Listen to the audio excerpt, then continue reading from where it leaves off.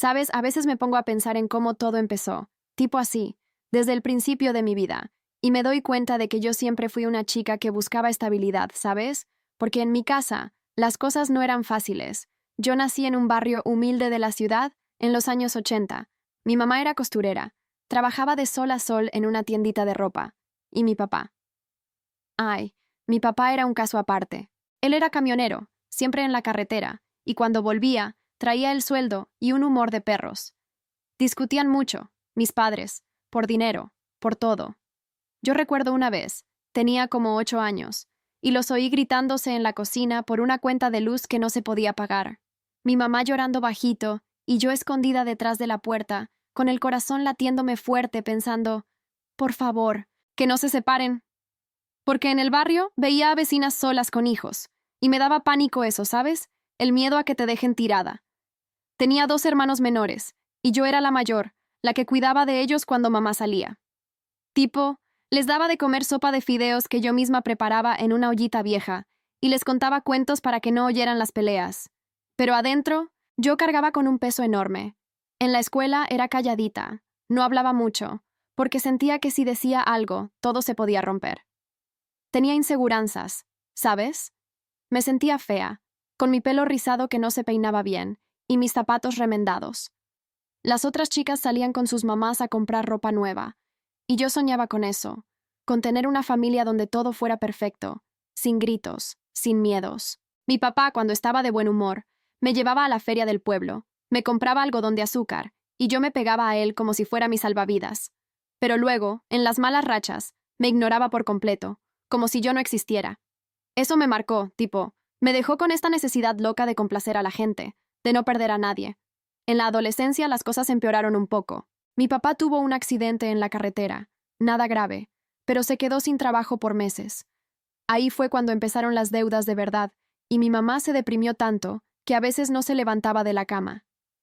Yo, con 15 años, empecé a trabajar después de clases en una panadería, amasando pan desde las 5 de la mañana.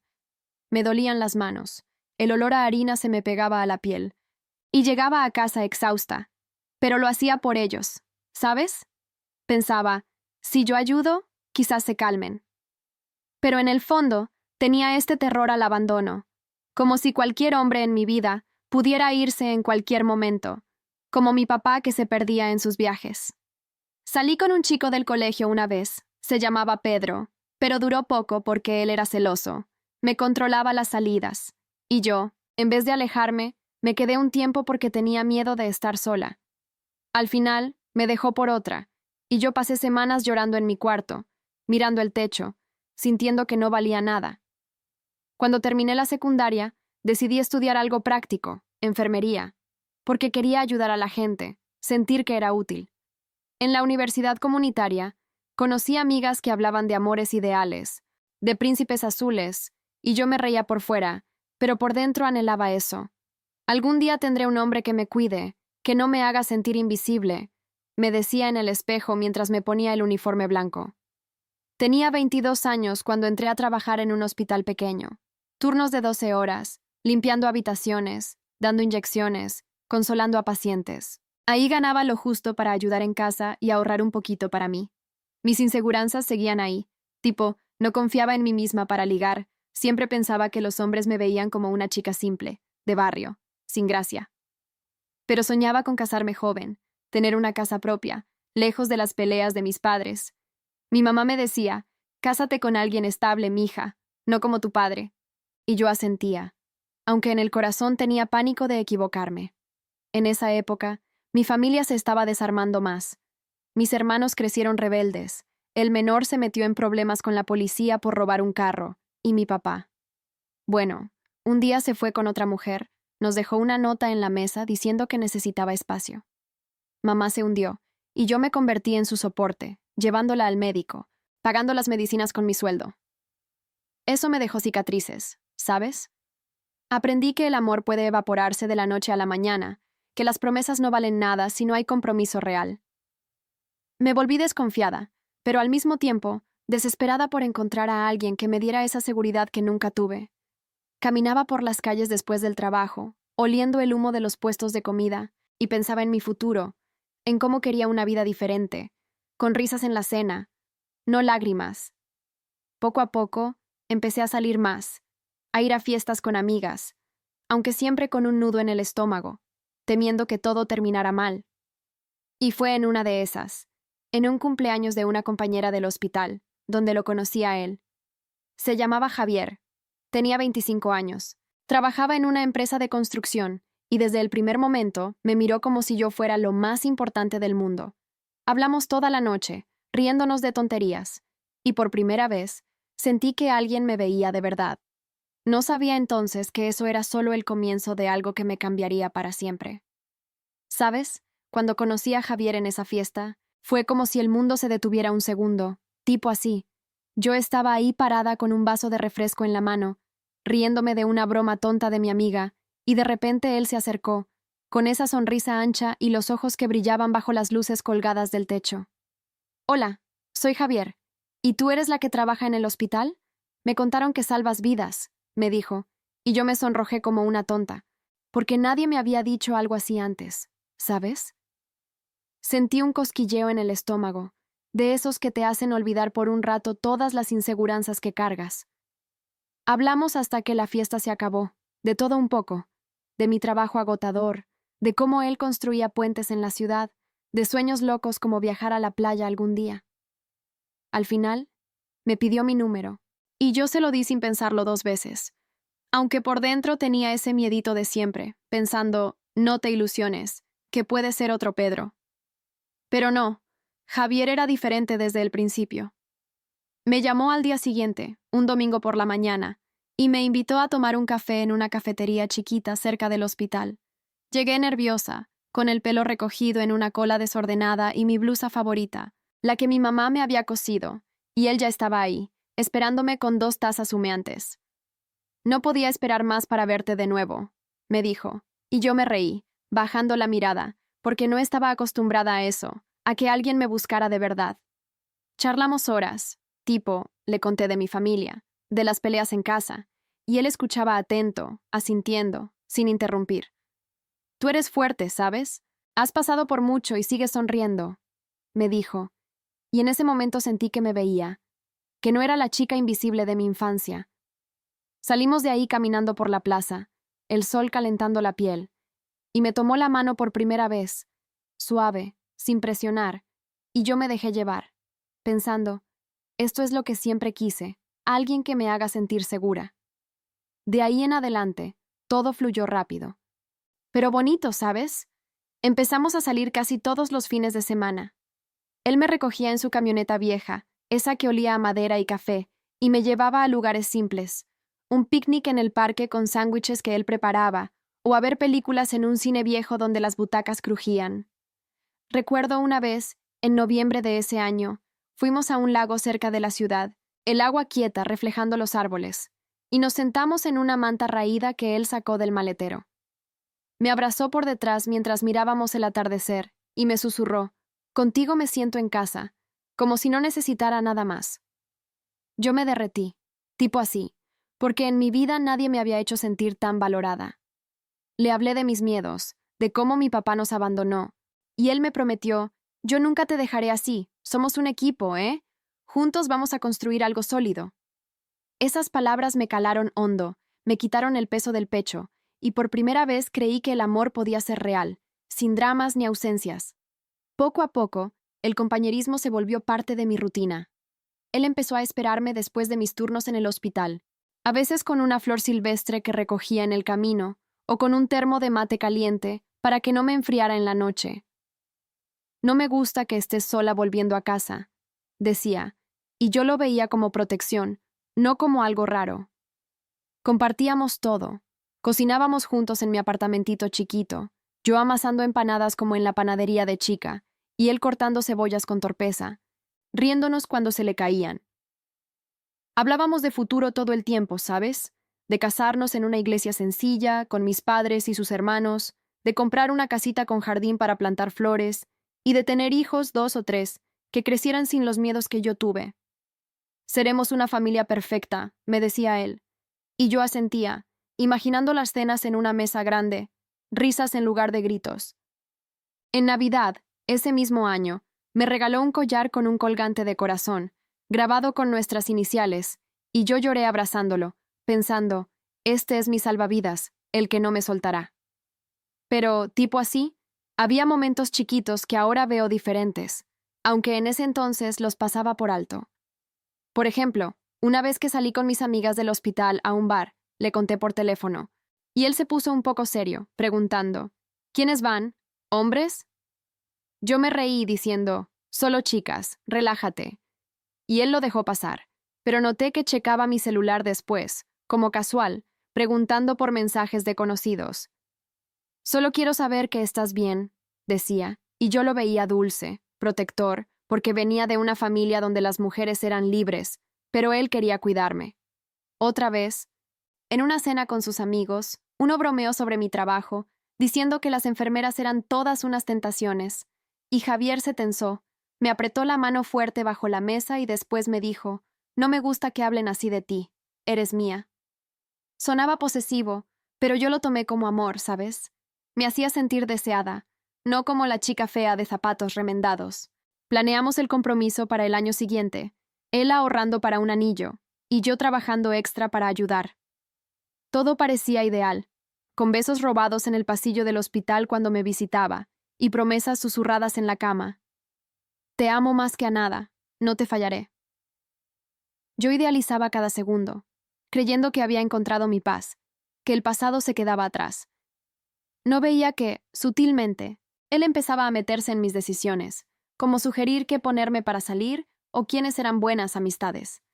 Pero en ese momento, solo sentía gratitud, tipo, por fin alguien que me ponía en primer lugar.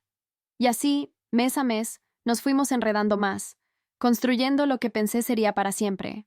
¿Sabes? Después de ese compromiso que planeamos con tanta ilusión, todo se aceleró de una manera que me hacía sentir como en un sueño, tipo así. El año siguiente, en mayo del 2005, nos casamos en una capillita chiquita del barrio, nada lujoso, pero perfecto para nosotros. Yo llevaba un vestido blanco sencillo que mi mamá me ayudó a coser, con encaje en las mangas que picaba un poquito en la piel, pero no me importaba, porque Javier me miró en el altar con esos ojos que decían, «Eres todo para mí», y yo creí cada palabra del voto que nos hicimos, prometiendo estar juntos en las buenas y en las malas, en la salud y en la enfermedad. La ceremonia duró como media hora, con el cura hablando de amor eterno, y después bailamos en el salón de la iglesia con unos 40 invitados, mis hermanos, sus tíos, amigos del trabajo. Recuerdo el olor a arroz con pollo que cocinamos entre todos, y cómo Javier me levantó en brazos al final de la noche, riéndonos como tontos mientras nos íbamos a un hotelito modesto por una semana de luna de miel. Ahí, en esa cama con sábanas ásperas y el ruido de los carros afuera, me sentí segura por primera vez en la vida, como si el pasado con mis padres se hubiera borrado de un plumazo. Volvimos y nos mudamos a un apartamentito de 2 habitaciones en las afueras, que alquilamos con lo que ahorrábamos los dos. Era chiquito, ¿sabes? La cocina tenía una mesita de plástico que cojeaba, y el baño goteaba siempre, pero para mí era el paraíso, porque era nuestro, sin gritos ni deudas ajenas. Javier consiguió un ascenso en la construcción, pasó a supervisar obras grandes, y empezó a traer un sueldo mejor, tipo, ya no comíamos fideos todos los días, podíamos comprar carne para el asado los domingos.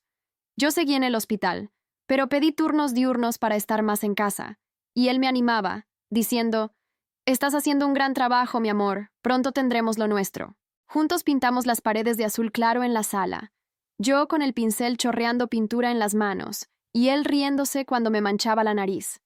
Poníamos música vieja en una radio que trajimos de su casa, y bailábamos despacio, pegados, mientras el sol se colaba por la ventana rota. Esos momentos me llenaban el pecho, tipo así. Me quitaban el miedo al abandono que siempre cargué, porque Javier llegaba puntual todas las noches, me besaba en la frente y me preguntaba por mi día, escuchando de verdad cuando le contaba de un paciente difícil o de una inyección que me salió mal. Con el tiempo, las cosas se estabilizaron más, ¿sabes? 2 años después del casamiento, en el 2007, pudimos comprar una casita pequeña en un barrio tranquilo, con un jardincito delantero donde plantamos rosales que yo regaba todas las mañanas. Fue un logro enorme, tipo, firmamos los papeles en una notaría con el olor a tinta fresca y el corazón latiéndome fuerte, pensando, esto es real, tenemos raíces. Javier trabajaba más horas ahora. Salía a las 6 de la mañana con su casco bajo el brazo y volvía cansado pero contento, trayendo flores del camino o un chocolate para mí. Para mi reina, decía, y yo lo abrazaba en la puerta, oliendo a tierra y sudor de su ropa. Mi carrera también avanzó. Me ascendieron a enfermera jefe en el hospital.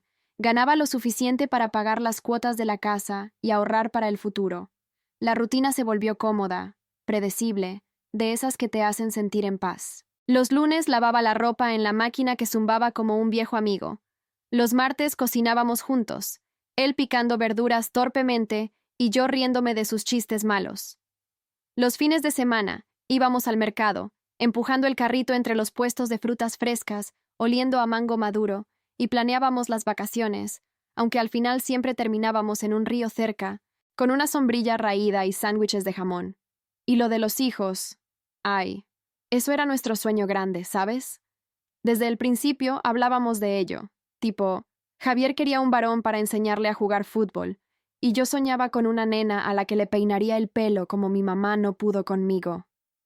Empezamos a intentarlo en serio después de la mudanza, yo dejando las pastillas y contando los días en un calendario que guardaba en el cajón de la mesita. Recuerdo las noches en que nos acurrucábamos en la cama, con el ventilador zumbando arriba, y él me susurraba, pronto tendremos nuestra familia, seremos los mejores padres. Yo me emocionaba tanto que a veces lloraba de felicidad, imaginando una cuna en la habitación extra, pañales apilados y risas de bebé llenando la casa. En el hospital, mis amigas me preguntaban, ¿cuándo el anuncio? Y yo sonreía, diciendo, está en camino, solo hay que esperar. Pero pasaban los meses, y nada, yo me culpaba un poco, pensando que quizás mi estrés del trabajo era el problema, o que comía mal con las guardias largas. Javier me consolaba, diciendo, no te preocupes, mi amor, llegará cuando sea el momento. Y me masajeaba los hombros después de un día duro, con sus manos callosas pero tiernas. Todo parecía estable, tipo así. Íbamos a misa los domingos, mano a mano, y rezábamos por bendiciones, por esa vida que construíamos paso a paso. En esa etapa, las conquistas emocionales eran lo que más me ataba a él, ¿sabes? Él se volvió mi compañero en todo. Me acompañaba a las citas médicas de mi mamá cuando se enfermaba, cargando las bolsas de medicinas, y yo lo ayudaba con sus papeles del trabajo, sentados en la mesita de la cocina bajo la luz amarilla de la lámpara. Celebrábamos aniversarios con cenas caseras, velas derretidas en platos viejos, y él me regalaba cartas escritas a mano, diciendo cosas como, gracias por ser mi luz en los días grises. Yo me sentía completa, tipo, el peso de mi infancia se aligeraba con cada abrazo, cada plan compartido. Compramos un carro usado, un Fiat rojo que chirriaba en las curvas, y hacíamos escapadas cortas, parando en fondas de carretera para comer tacos calientes, riéndonos de cómo el viento nos despeinaba. Mi familia notaba el cambio. Mi mamá me decía, has encontrado a un buen hombre, mija, cuídalo. Y yo asentía, orgullosa, creyendo que sí, que esto era la estabilidad que siempre busqué. Pero ahora, mirando atrás, veo que en medio de esa rutina, había rutinas que empezaban a repetirse de forma rara, como él revisando mi agenda del hospital antes de que yo la guardara, preguntando, ¿qué pacientes tienes hoy? ¿Alguno guapo? En tono de broma, pero con los ojos fijos en mí. Yo lo tomaba a la ligera, riéndome y diciendo, solo abuelos y niños, tonto, porque lo veía como celos lindos, no como algo que crecía. O cuando le pedía permiso para una salida con amigas, y él decía, claro, pero avísame si cambias de plan, y yo pensaba, es para protegerme, viene de su amor. La casa se llenaba de fotos nuestras en las paredes, sonrisas congeladas en momentos felices, y yo me dormía cada noche con su brazo alrededor, sintiendo que nada podía rompernos. Éramos una pareja sólida, con deudas pagadas a tiempo, sueños en marcha, y un amor que, en ese entonces, me parecía eterno. Poco a poco, la vida se acomodaba en ese ritmo, y yo me convencía de que el pasado era solo un recuerdo lejano, que con Javier todo estaría bien para siempre. ¿Sabes? Después de esos años de estabilidad, tipo así, cuando la casa ya estaba pagada y la rutina nos tenía como en una burbuja cómoda, empecé a notar cositas que al principio no le di bola. ¿sabes? Como que Javier cambió un poquito, no de golpe, sino despacito, como si el agua se calentara sin que te des cuenta hasta que hierve. Recuerdo que fue alrededor del 2010. Yo tenía como 32 años, y él ya era jefe en la empresa de construcción, trayendo proyectos grandes que lo tenían viajando más, a otras ciudades, con reuniones que duraban días. Al principio me parecía bien, tipo, mira qué exitoso está mi marido, trabajando tanto por nosotros. Y yo lo animaba, preparándole la maleta con camisas planchadas y un sándwich envuelto en papel aluminio para el camino. Pero cuando volvía, ya no era el mismo de antes, ¿sabes? Llegaba cansado, sí, pero en vez de abrazarme fuerte en la puerta y contarme todo, se sentaba en el sofá con el control remoto en la mano, cambiando canales sin parar, y respondía con monosílabos cuando le preguntaba por su día. Bien, amor, solo trabajo, decía, sin mirarme a los ojos, y yo me quedaba ahí, con la cena enfriándose en la mesa, sintiendo un vacío chiquito en el pecho, pero lo achacaba al estrés, pensando, pobrecito, necesita descansar. Poco a poco, ese distanciamiento se metió en lo cotidiano, tipo así, ya no hablábamos como antes de los sueños o de los planes para los hijos, que seguían sin llegar, por cierto. Yo iba al médico cada mes, con análisis en la mano que decían, todo normal, relájate. Y volvía a casa queriendo contarle, pero él ya estaba pegado al teléfono, revisando correos de trabajo a las 9 de la noche, con la frente arrugada y un sí, ya veremos, cuando le decía, Javier, ¿y si probamos fertilidad juntos? Cambió sus valores también, ¿sabes? Antes era el tipo sencillo, contento con un asado en el jardín y una cerveza fría, pero ahora obsesionado con el estatus, con escalar en la empresa. Empezó a comprarse ropa cara, camisas de marca que olían a tienda nueva, y zapatos lustrados que crujían al caminar.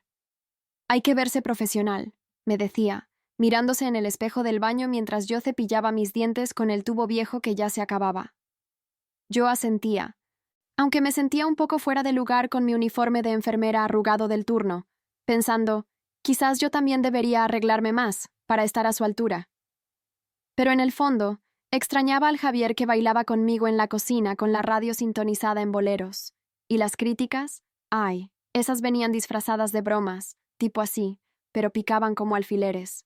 Una vez, en una cena con sus amigos de la obra, yo conté una anécdota del hospital, de cómo ayudé a un paciente mayor con su medicación, y él se rió fuerte, pero después, en el carro de vuelta, me dijo, no cuentes tanto, amor, pareces una chismosa.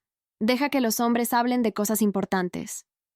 Yo me quedé callada, mirando las luces de la calle pasando rápido por la ventana, sintiendo un nudo en la garganta, pero lo dejé pasar, diciéndome, es broma, solo quiere que encaje mejor en su mundo. Empezó a obsesionarse con su apariencia también, yéndose al gimnasio 3 veces por la semana, volviendo con el pelo mojado y músculos que se marcaban bajo la camiseta, y me sugería, deberías venir conmigo, estás un poco floja últimamente con el trabajo y eso. No era directo, ¿sabes? Lo decía mientras me masajeaba los pies después de mi guardia, con una sonrisa, pero yo me miré en el espejo esa noche, pellizcándome la cintura, pensando, quizás tiene razón, no soy tan atractiva como antes.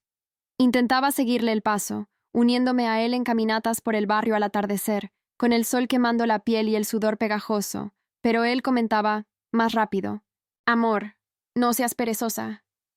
Y yo jadeaba, riéndome para disimular el cansancio. El silencio se volvió más pesado en casa, tipo así, ya no compartíamos las mañanas como antes. Él se levantaba temprano, preparaba su café solo en la cafetera que zumbaba sola en la cocina, y yo me despertaba con el olor fuerte flotando, pero cuando bajaba, él ya estaba en la sala, hablando por teléfono con voz baja, de números y contratos, y me saludaba con un beso rápido en la mejilla, sin el abrazo de antaño. Tengo una junta importante hoy, decía, y se iba sin desayunar conmigo, dejando la taza sucia en el fregadero. Yo me sentaba a comer sola, untando mermelada en el pan tostado que crujía bajo el cuchillo, y me ponía a pensar en por qué no me preguntaba por mi noche, o por qué no reíamos de las mismas tonterías. Pero lo justificaba, ¿sabes? Es el trabajo, lo está haciendo por nuestro futuro, por esa casa más grande que soñamos. Intentaba acercarme, proponiendo salidas, como un cine los sábados, pero él decía, estoy cansado, mejor quédate en casa, ve una película sola. Y yo obedecía, acurrucada en el sofá con una manta raída, el popcorn frío en el bol, sintiendo que algo se rompía adentro, pero culpándome a mí, pensando, soy yo la que no lo entiende, con mis turnos y mis quejas. Lo peor empezó con el control, sutil al principio, como si nada. Me pidió la contraseña de mi celular una vez, en el 2011, cuando estábamos en la cama, con la luz de la lámpara de noche amarilla sobre nosotros. Solo para chequear si hay emergencias del trabajo, amor, por si te pasa algo en el hospital, dijo, y yo se la di sin pensarlo, porque confiaba en él, ¿sabes? Al día siguiente noté que revisaba mis mensajes cuando yo estaba en la ducha, el agua caliente cayendo en mi espalda, y salía preguntando, ¿quién es ese doctor que te escribe? ¿Amigo tuyo? Yo me reí, secándome el pelo con la toalla áspera, diciendo, es del trabajo, Javier, nada más. Pero él insistía, con los ojos entrecerrados. Solo quiero protegerte. Hay muchos lobos por ahí. Empecé a sentirme observada, tipo así, cuando salía con mis amigas del hospital. Él me mandaba mensajes cada hora. ¿Dónde estás? ¿Con quién? Yo respondía rápido, parada en la acera con el viento frío en las piernas, pensando, es cariño, no me deja sola.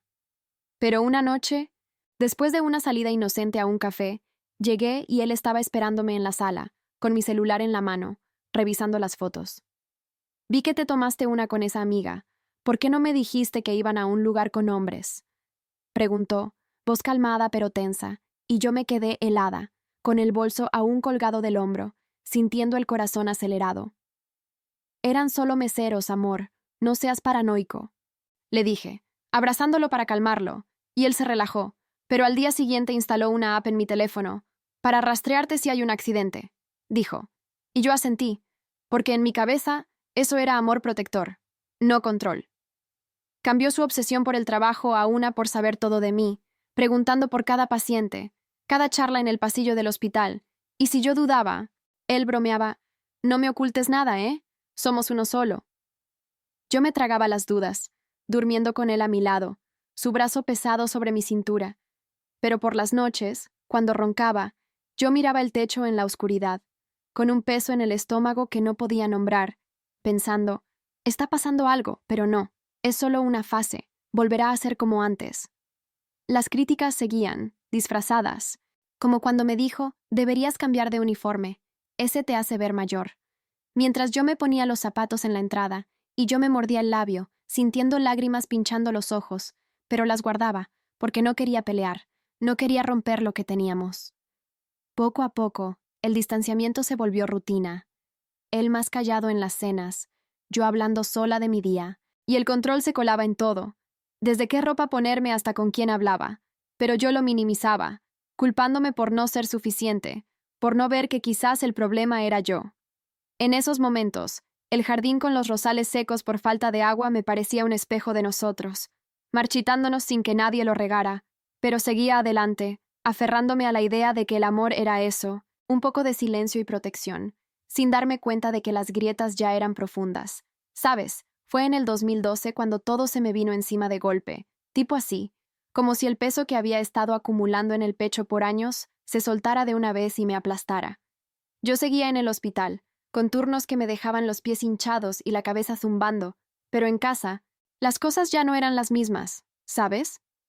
Javier había escalado tanto en su trabajo que ahora era gerente de proyectos, con reuniones en oficinas elegantes y viajes que lo tenían fuera semanas enteras.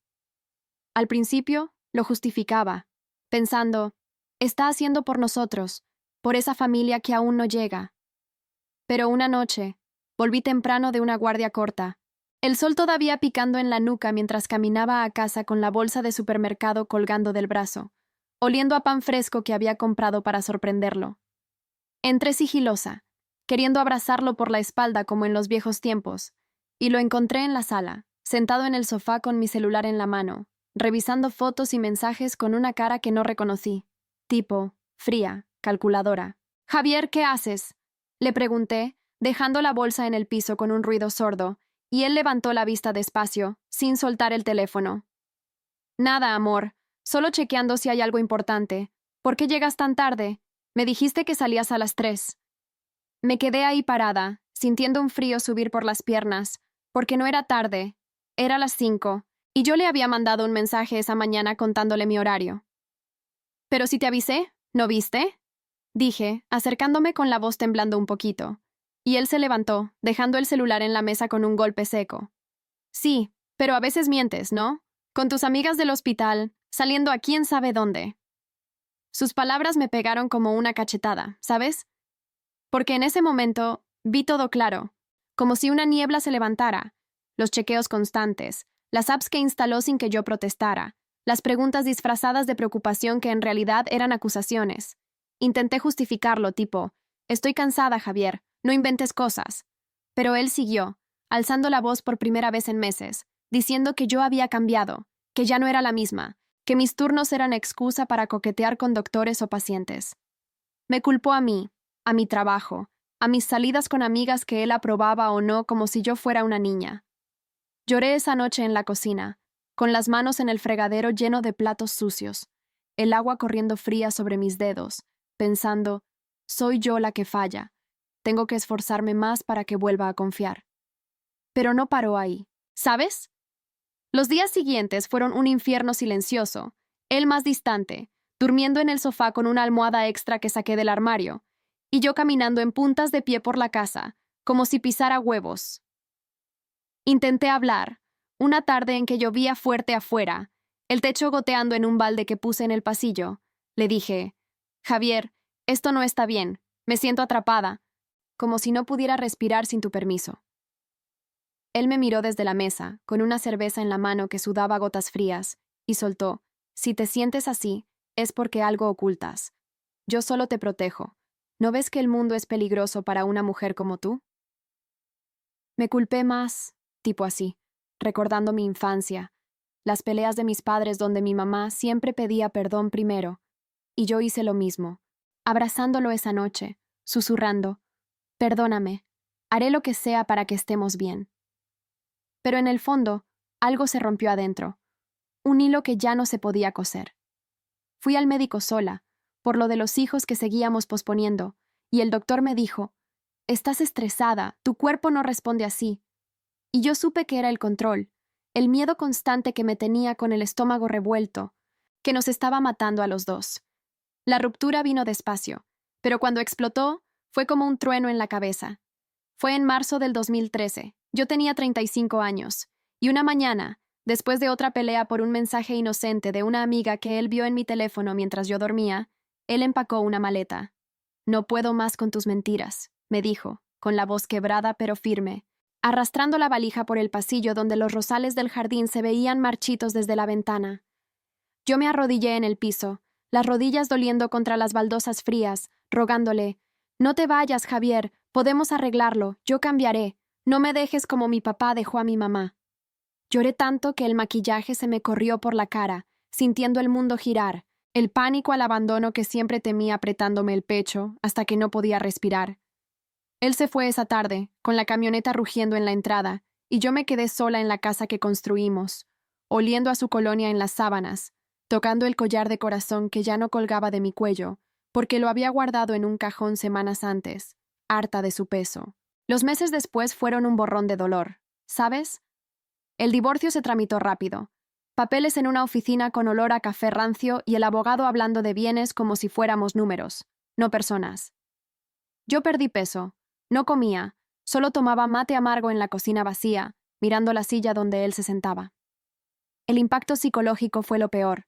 Noches en que me despertaba sudando, soñando que me ataba con cadenas invisibles, y días en el hospital donde las inyecciones me salían temblorosas porque no podía concentrarme. Me sentía perdida, confundida, como si el amor que creí eterno fuera una ilusión que se evaporó, dejando un hueco que dolía en el alma. Hablé con mi mamá, que me abrazó fuerte en su casa, oliendo a sopa de verduras, y me dijo, «Mija, sal de ahí, no repitas mi error». Y por primera vez vi los paralelismos con mi infancia, el control disfrazado de cuidado que mi papá ejercía antes de irse. Pero poco a poco empecé a reconstruirme, tipo así, con terapia en una clínica gratuita del barrio, sentándome en una silla dura frente a una psicóloga que me hacía dibujar mis miedos en hojas de papel. Aprendí que los señales estaban ahí todo el tiempo, el distanciamiento que ignoré por miedo a la soledad, las críticas que tragué pensando que era mi culpa, el control del celular que empezó como protección y terminó asfixiándome. Me di cuenta de que idealicé a Javier porque venía de un hogar roto, buscando en él la estabilidad que nunca tuve, pero perdí mi voz en el proceso. Ahora, 2 años después, en el 2015, vivo sola en un apartamentito chiquito, pero mío, con plantas en las ventanas que riego yo misma, sin que nadie me diga cómo. Volví a salir con amigas, sin pedir permiso, riéndome en cafés con el viento en la cara, y empecé un curso de jardinería por las tardes, sintiendo la tierra sucia bajo las uñas como un bálsamo. No tengo hijos aún, pero ya no me culpo, voy al médico por mí, no por complacer a nadie. El crecimiento duele, ¿sabes? Pero me ha hecho fuerte, me ha enseñado a no ignorar las grietas, a poner límites antes de que rompan todo. Miro fotos viejas y lloro un poco, por la chica que era, pero sonrío porque salí, respirando libre por primera vez. Si pudiera volver atrás, le diría a esa yo, míralo de cerca, no lo justifiques, el amor no controla, libera. Y ahora, caminando por las calles con el sol calentando la piel, siento que el futuro es mío, sin miedos que me aten, solo lecciones que me levantan.